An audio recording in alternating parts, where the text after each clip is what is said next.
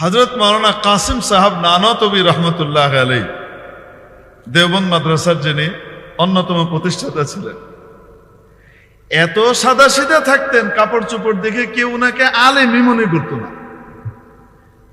মানে কাপড় তো সুন্নত তরিকায়, স্ত্রী নাই, কিছু নাই, লেভেন্ডিস টাইপের সব, তো মানুষ মন বুঝতেই পারতো না যে উনি বড় আলেম, এত সাদা সিধা থাকতেন।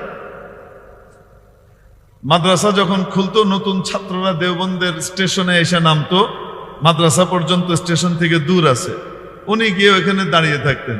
নতুন ছেলেরা বেডিং টেডিং টেনে নিয়ে আসতো, থাকবে, পড়বে, তো কুলি নিবে, তো উনি বলতেন, মৌল সাহেব दारुलूम जाना है, दारुलूम में जाबेन, हाँ तो ये सामान दे दीजिए, हम आपको पहुंचा देते हैं, अपना जिनिसपत्र देन पहुंचा दी, तो कत टाका निबेन, जो आपकी मर्जी हो दे देना।